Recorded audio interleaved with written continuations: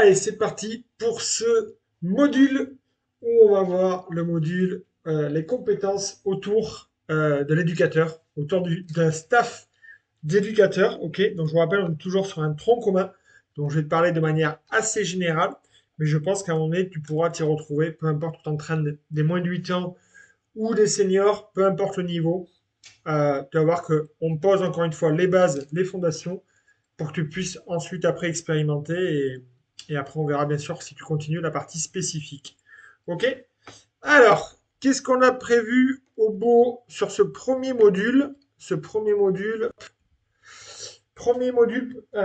premier chapitre, avec la démarche pédagogique, le rôle et action des éducateurs. Ah, il y a des choses que, si tu as regardé le webinaire, il y a des choses que j'ai déjà présentées, donc je ne vais pas représenter, bien entendu. Ok. Donc on va faire ça en 5 étapes, sachant, comme je te le dis, la première partie et la deuxième partie, pour moi, on en a déjà parlé sur le webinaire, donc je t'invite à re-regarder le webinaire parce que je vais passer assez rapidement dessus. C'est juste pour poser le contexte. Et on va passer très rapidement, même à la partie numéro 4, puisque la partie numéro 3 aussi on l'a vu. Donc tu vois, dans cette vidéo, il ne reste que la partie 4 et la partie 5 à faire, à savoir les rôles précis qu'on peut avoir au sein d'un staff.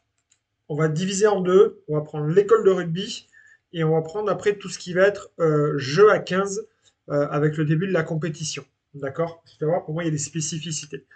Et ensuite, on verra très précisément les missions qu'on peut attendre de ces personnes-là. Dans cette vidéo-là, on va pas parler de compétences, encore une fois. Ça, on va le voir juste après les compétences et comment s'évaluer, comment s'auto-évaluer. Et ça, on le verra après. Là, on va se concentrer d'abord sur constituer un staff et les missions qui vont être importantes pour toi, pour le staff. Ok. Je suis sûr et certain que tu vas trouver des choses dedans qui vont te permettre d'améliorer, de trouver encore plus ta place au sein du staff. Et encore une fois, si c'est toi qui diriges le staff, tu verras des éléments. Ça, on en a déjà parlé. Ok, avant de parler des rôles, d'abord, c'est identifier qui et quoi, il est où, dans ce système un petit peu en forme de ce qu'on appelle un système holacratique, d'accord. À l'inverse, un peu le système pyramidal, c'est-à-dire qu'il y a un système de rond ici. En fait, il faut savoir que tu fais partie dans une bulle, ok. Mais ces bulles-là, bien sûr, elles sont perméables, ok. On peut passer d'une bulle à l'autre. Justement, là, faut pas du tout voir ça comme un silo. Si on voit ça comme un silo, justement, ça va être, pour moi, ça va être dangereux, en fait, de vivre son aventure sans se préoccuper de ce qui se passe ailleurs. Et pour autant, il est nécessaire quand même de vivre son aventure. Voilà. Donc tout, encore une fois, c'est comme la planification, c'est une sorte de flexibilité. C'est comme l'animation, c'est de la flexibilité. Ok, on va jouer avec l'environnement, avec ce qui se passe, tout en gardant bien sûr notre cap et notre fil conducteur.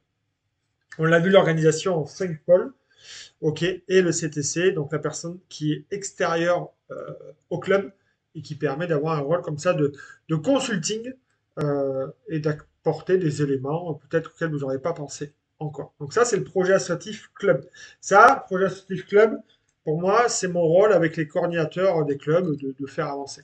Ensuite, on avait vu comment pouvait se dérouler la saison. Vous voyez, en 3 étapes, pré-saison, championnat et phase finale. OK, avec en rouge les entraînements et les matchs, qui constituent le principal. Et j'ai envie de dire, si on s'arrête juste là, pour moi, il manquerait quelque chose. OK. Donc voilà, ça on l'a vu. Donc c'est pour ça qu'on va un peu plus loin avec des cohésions, des réunions d'équipe, ETC, équipe technique de club. Bien sûr, on doit prendre en compte l'environnement avec les vacances, l'été, la Toussaint, Noël, l'hiver, Pâques. Voilà, tout ce contexte-là, les examens en fin d'année. Donc voilà, tout ça on l'a vu. Encore une fois, vous allez voir le webinaire. Ça on l'a vu aussi. Donc du coup, je vais avancer aussi. C'était animer et préparer une situation. Et on va voir qu'il est nécessaire de faire le focus sur animer. D'accord. Ça, on l'a vu aussi. Alors, maintenant, on rentre dans le vif du sujet pour le temps qu'il nous reste. Donc maintenant, ça va même être à vous de jouer. À vous de jouer, quels sont les rôles et les actions générales des éducateurs avant, pendant et après l'entraînement. OK. Donc là, on va prendre de manière générale. OK. On va prendre sur une échelle de temps avant, c'est-à-dire entre supérieur à 24 heures jusqu'à 30 minutes. Pour moi, déjà, il y a les éducateurs et les dirigeants qui doivent s'activer. C'est-à-dire que là, les joueurs ne sont pas forcément concernés. Pendant, Ok, donc pendant, c'est de 0 à 90 minutes, ou 60 ou 120, enfin ça dépend du temps que vous entraînez. Là, ce sont les joueurs, les éducateurs. Et après, on a les parents, les joueurs, les dirigeants, les éducateurs, les femmes, les frères, les sœurs, qui vous voulez. Parce que le joueur fait partie, c'est un être humain qui fait partie d'un environnement. Alors, le petit jeu il va être le suivant. Et je vous propose, si jamais vous voulez jouer ce jeu-là à fond, ok, je vous propose de mettre plutôt la vidéo après sur pause quand je vous le dirai. Parce que là, je ne vais pas faire les pauses, évidemment, pour participer à ce jeu. S'il y en a qui ont envie d'accélérer et d'aller un petit peu plus vite. En tout cas, le jeu il est assez simple. C'est, vous voyez, donc à gauche, avant, pendant, après. Donc le but du jeu pour vous, j'ai mis des icônes, j'ai mis des photos. Et en fait, c'est de deviner à quoi l'image ou l'icône correspond.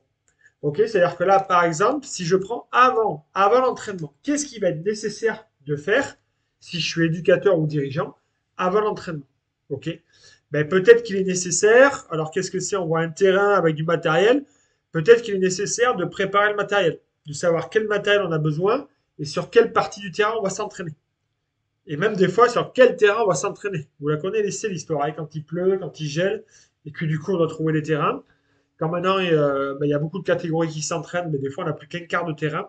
Tout ça, c'est à prendre en compte ce contexte. Ok? Donc allez-y, je vous laisse réfléchir. N'hésitez pas à avoir une feuille. Comme ça, vous prenez des notes sur votre feuille, vous savez. Vous dessinez avant, pendant, après. Et après, vous mettez les mots auxquels vous pensez. Et comme ça, vous pourrez renclencher la vidéo et voir ce qu'il en est. Je vous aide encore un petit peu sur pendant. On voit ici tac, CL vers CN. Ok, donc ça, ce sont des initiales. On voit ici quelqu'un qui tape dans la main. Donc ça veut dire peut-être que le coach, il doit valoriser, féliciter le joueur aussi quand il réalise une action. D'accord. Et enfin, sur le après, peut-être que c'est, ça veut dire peut-être comportement. Donc je vous laisse mettre sur pause, ok, si vous le voulez. Et moi, je vais avancer dans la vidéo. Sachant qu'après, hop, il va y avoir une aide supplémentaire. Aide supplémentaire, cette fois-ci, on a toujours les petits émoticônes là, qui apparaissent. Mais vous voyez, ici, par exemple, sur le avant, tac, on voit qu'il y avait le matériel. Ici, donc M comme matériel, T comme terrain, ok, et E comme, ben à vous de voir. Qu'est-ce qui peut se passer avec ce E? Ici, sur le C, vous voyez, tac, on n'a pas d'élément plus. Ici, on voit après la suite. Ici, ce qu'on a. Ok, donc là aussi, pareil, je vous laisse peut-être mettre sur pause. Vous voyez ici celui qui tapait dans la main. Et il y avait valoriser, encourager. Ok, encourager, valoriser. Ici, une croix multidirectionnelle, ce plat, ce dé. Voilà, donc à vous, encore une fois, pareil, complétez votre feuille. Vraiment, jouez le jeu. Si vous avez un petit peu de temps, prenez 2-3 minutes. Voilà, l'idée, c'est que ce soit un peu interactif, même si c'est à distance, pour que vous puissiez un petit peu réfléchir. Ok, comme on aimerait faire avec un joueur qui puisse réfléchir. Allez, mettez sur pause et moi j'avance. Donc maintenant, je vous apporte les éléments de réponse. Donc idem, je ne vais pas tout décrire. Je vous laisse bien sûr le soin de pouvoir aussi mettre sur pause et bien regarder.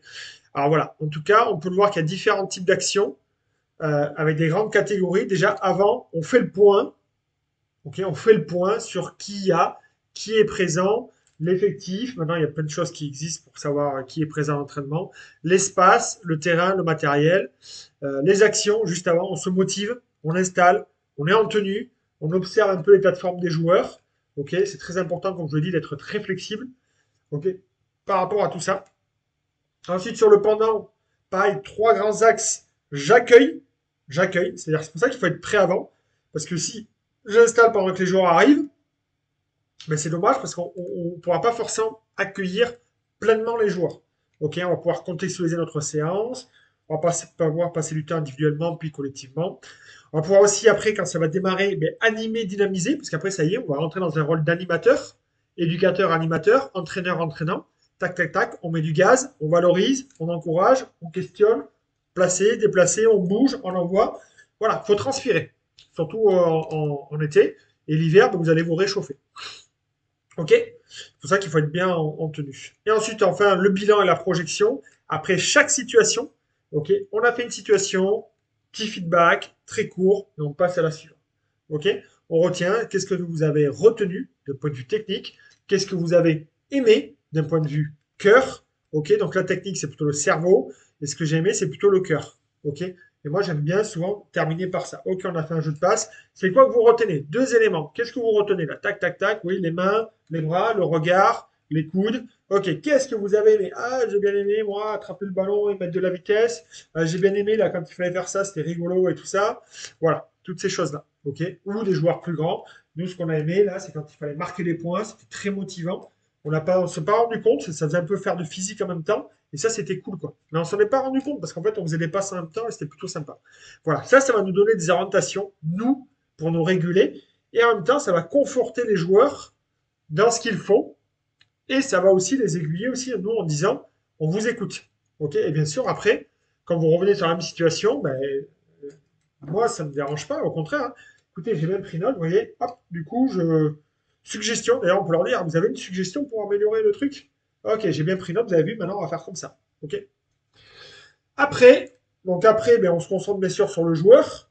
Ok, vous allez voir que au fur et à mesure, je vais vous apprendre des techniques, parce que quand on a 30, 40 joueurs, c'est pas évident. Je vais vous apprendre plutôt les stratégies pour pouvoir ben, accueillir chaque joueur, enfin réceptionner chaque joueur à la fin de l'entraînement. On va pouvoir de nouveau les questionner, collectivement puis individuellement. Après, on va pouvoir peut-être parler aux parents, aux dirigeants. Voilà, on va pouvoir s'auto-évaluer. Vous savez, même en senior, hein, quand on fait la composition des équipes et que tu annonces à un joueur que finalement, dimanche, il est remplaçant alors que d'habitude, ça fait 3 matchs qu'il est titulaire, il y a peut-être voilà, des manières de pouvoir anticiper ces choses-là. Donc en tout cas, le but du jeu avec cette carte, c'est quoi? Ben, c'est que tout simplement, si tu te rends compte, on verra après, j'ai créé un outil par rapport à ça, ok, pour que ce soit assez concret. En tout cas, je voulais que tu en prennes connaissance aujourd'hui. Et tu vas pouvoir te rendre compte qu'en fait, finalement, ben, il y a peut-être des choses que je fais, tant mieux, et peut-être que des choses que je ne fais pas. Et moi, je te propose d'essayer. Parce que si ça se trouve, il y a peut-être des choses, tu vois, à l'entraînement qui dysfonctionnent, ou qu'on peut faire mieux. Ben, si ça se trouve, c'est parce que tu n'avais pas pensé à faire un des éléments ici. Ok? Allez, je te propose petit jeu encore pour continuer. Tu flashes le QR code. Si jamais tu es sur PC, tu peux prendre ton téléphone. Si tu es sur ton téléphone, tu peux prendre deux téléphones. Sinon, tu peux aussi bah, mettre sur pause cette vidéo-là pour aller dans Wolfeo, là où tu as cliqué. Tu vas juste en dessous et j'ai mis le lien du défi. Ok? Tu peux mettre sur pause, à toi de jouer. Ensuite, rôle et action des staffs. Ah ah! Rentrons dans le vif du sujet. Qu'est-ce qu'un staff? Quelle est la différence entre les différentes catégories? Penchons-nous sur le niveau le plus élevé. Les leaders de demain, parce que du coup on est des leaders, seront ceux qui délégueront, donneront leur confiance et feront grandir les autres. Et à mon sens, c'est là où le staff prend toute son importance. Et là, on le voit, alors je vais vous montrer les exemples bien sûr de haut niveau pour que ce soit très caricatural, avec notamment le staff de l'équipe de France à 7 joueurs. Il y a les remplaçants de qui sont 12, et vous voyez, ils sont 2, 4, 6, 7 entraîneurs. Donc il y a autant de joueurs sur le terrain que de personnes. Ça va de l'analyste au docteur, au préparateur physique. Et finalement, les entraîneurs, il y en a un, deux, finalement, si on pourrait dire les vrais entraîneurs, entre guillemets. Là, il y a le stade de l'équipe de France aussi, 2, 4, 6, 8 personnes. OK. Euh, donc on pourrait dire que c'est la NASA, comme, comme on a si bien le dire. Et pour autant, comme vous pouvez le voir là juste ici, pas plus tard que dans les années 70, alors pour certains, ça se trouve, les années 70, je vous parle d'un autre temps. Pour autant, dans les années 70, c'était il y a. Bon, moi, je n'étais pas né non plus, mais c'était il y a moins de 60 ans, si mes calculs sont bons. Ok. Et là, vous voyez le petit caporal, qui était l'entraîneur-chef. Alors, c'est son surnom, hein, mais vous voyez, joueur, capitaine, entraîneur-chef. C'est le responsable du groupe de joueurs qui l'encadre. Ok. Mais il n'y a pas que lui, il y a plein de Gino Ress, comment il s'appelle Pierre Villepreux, en fait, dès qu'ils ont arrêté de jouer, bam, de suite, ils ont entraîné, quoi. Et ils entraînaient Toulouse, ils étaient deux, quoi. Donc Jacques Fourru, demi-mêlée, équipe de France, Grand Chelem 77. D'ailleurs, pour anecdote, sur ce Grand Chelem-là, c'est les 15 mêmes joueurs qui ont joué. Transition immédiate joueur-entraîneur en 1980-80. Vous imaginez un peu en équipe de France. Donc voilà, donc c'était lui qui dirait, il faisait tout. Voilà. Le mec, il dirige, c'est tout. Voilà. Serge Lahire, très vite, le fait de se regrouper, de s'unir autour d'un projet, l'envie d'enrichir nos connaissances et donc nos compétences nous a amené à réfléchir sur les contenus d'entraînement, sur les projets de jeu et l'interprétation de la règle. Donc là, déjà, on voit qu'il y a une évolution. Déjà, on se dit, ouais, ça peut être bien quand même si on réfléchit par rapport à mettre en place un projet, les règles qui sont en place, à mettre un petit peu un contenu. Donc du coup, il y a eu une évolution. Donc, plusieurs facteurs ont accéléré la professionnalisation des techniciens du rugby. Bien sûr, l'évolution des sciences et de la performance, les dispositifs d'encadrement, l'augmentation des enjeux financiers, l'hypermédiatisation, parce que bien sûr, quand vous avez un staff qui est plus nombreux, il faut le payer. Voilà. Le rôle crucial, bien sûr, joué par la DTN, avec des personnes comme moi aussi, comme les CTC, Tech 15, je ne sais pas si vous connaissez. Donc voilà, tout ça, ça crée une dynamique qui permet de diversifier et de spécialiser les postes, et qui permet aussi de déléguer. Donc là, maintenant, on va parler de management, prépa mentale, nutrition, le juridique. Ben voilà, il va y avoir tout un tas de choses qui vont pouvoir s'amorcer. OK? Donc avec l'exemple du Stade Toulousain, pour être un peu plus précis, donc vous voyez, on parle beaucoup du Mola, mais il y a aussi le manager de haut niveau qui est Jérôme Casalbou. Et ensuite, il y a tout ça comme entraîneur. Vous voyez? Alors là, quand on prend tous ces entraîneurs-là, c'est que les anciens joueurs pro, à part Laurent Thury, encore qui était au Pôle Espoir à Talence, et qui s'est fait plusieurs ruptures de ligaments croisés. Sinon, il était parti pour être joueur pro. Donc déjà, il n'y a que des joueurs pro. Moi, j'ai pas été pro, donc c'est pour ça que je suis pas dans ce staff-là et que je suis en train de faire des formations. Voilà. En tout cas, il y a entraîneur des avants, l'assistant des skills, il y a un deuxième entraîneur des avants, enfin c'est l'assistant de l'entraîneur des avants, il y a l'entraîneur assistant des skills, vous voyez, deux entraîneurs des skills, entraîneur des arrières, entraîneur de la défense. Donc voilà, déjà on pourrait dire, les avants, ils ont besoin de deux entraîneurs. Il y a la touche là, mais...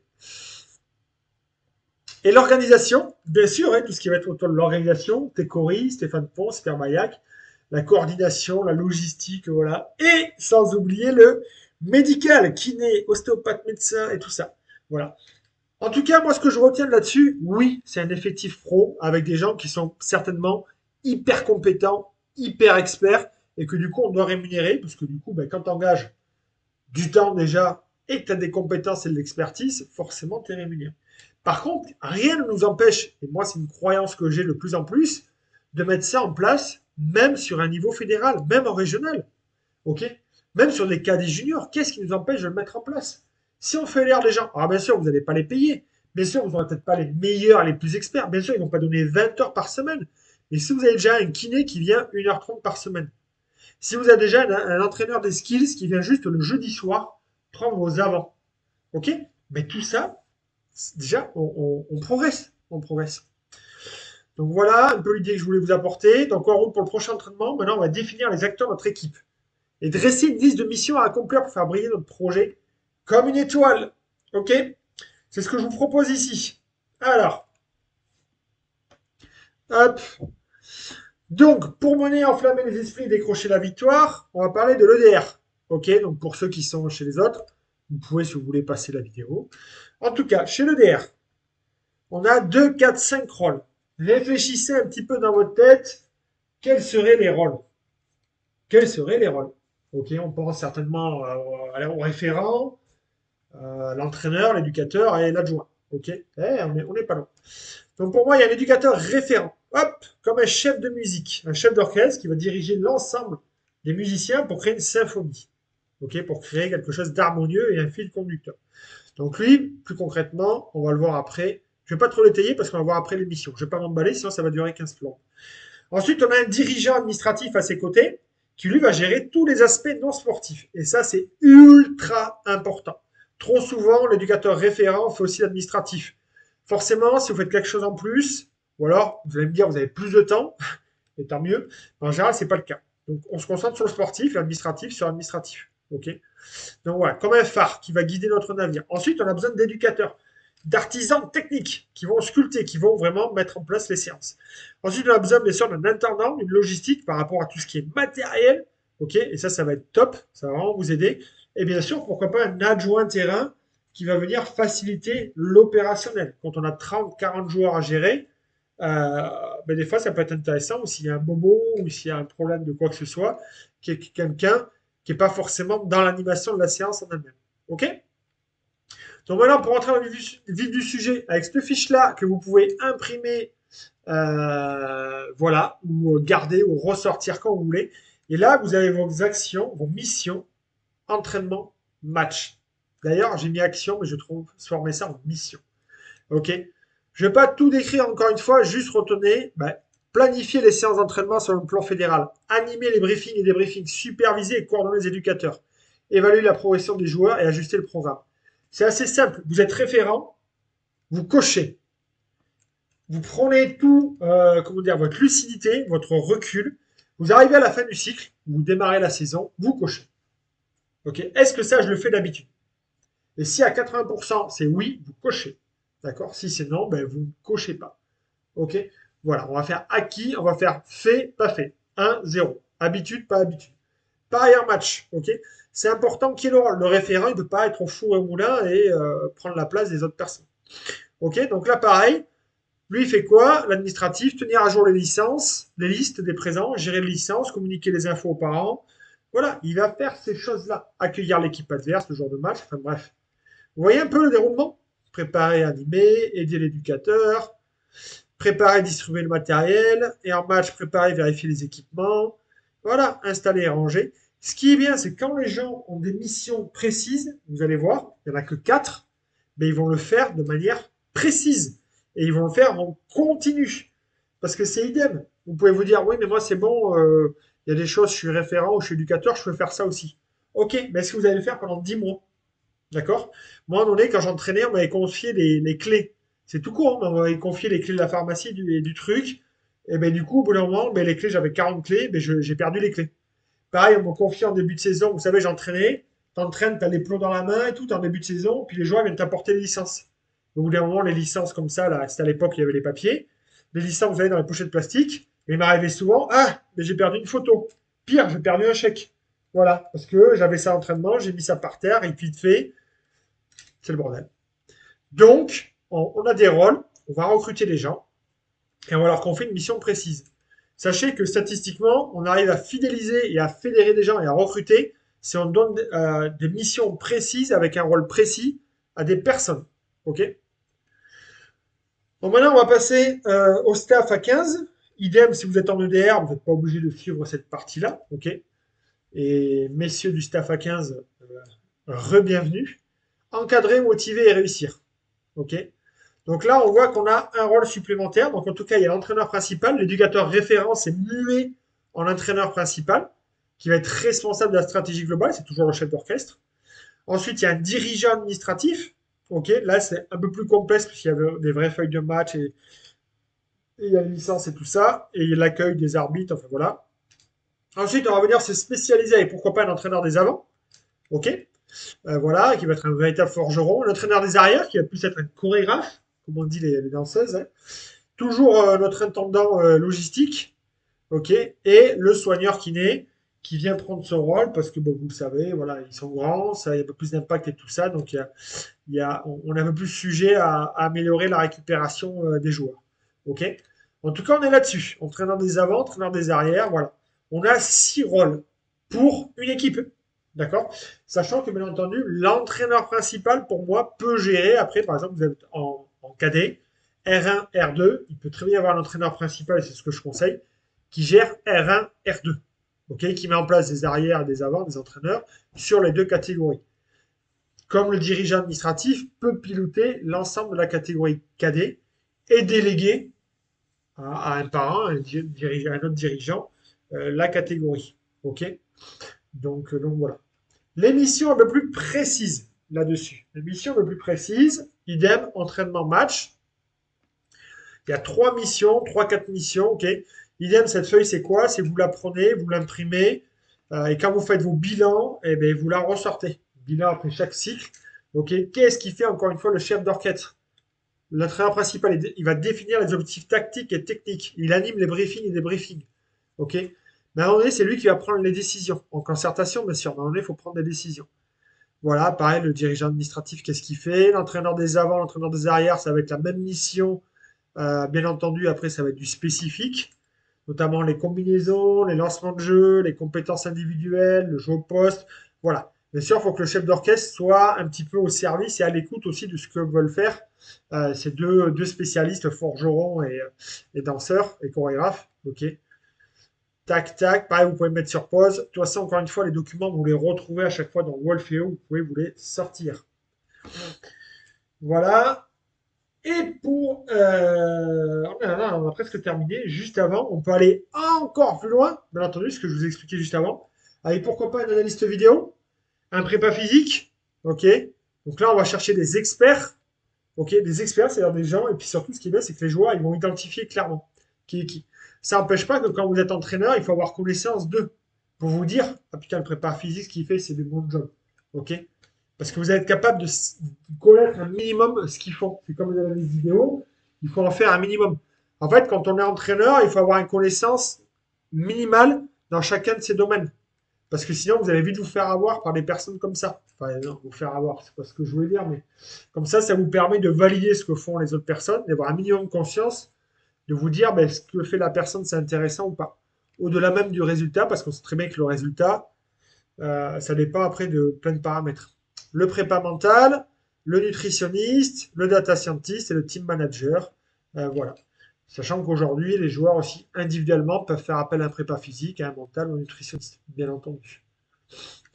Pour terminer cette vidéo, je voulais, bien sûr, pour ceux qui ne me connaissent pas, vous allez vite le voir, j'aime bien innover, j'aime bien surprendre, un peu comme Rassi Erasmus, l'entraîneur de l'Afrique du Sud, qui a fait dernièrement là, des levées, des lifts sur une relance de jeu ruck, lift comme on touche, pour faire un mode.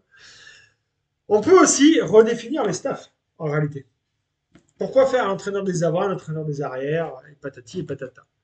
Mais moi, je propose pourquoi pas, et je l'ai vu faire, et ça se fait, et ça se fait d'ailleurs dans les clubs pro et même dans notre club amateur. On pourrait très bien avoir comme ça, tac, tac, 5 rôles.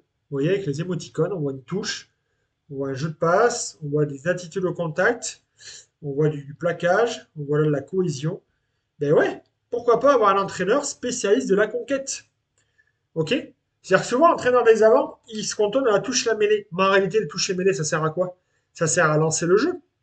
Donc, si vous entraînez juste la touche la mêlée et qu'il n'y a pas de lien avec ce que vont faire les trois quarts, bah, du coup, ça va être compliqué. Enfin, pour moi, c'est pas que ça va être compliqué, mais là, on peut optimiser les choses. Spécialiste de la conquête. Il peut y avoir un spécialiste de la circulation offensive, le jeu de ligne. Ok, alors souvent, le jeu de ligne, c'est associé au jeu des trois quarts.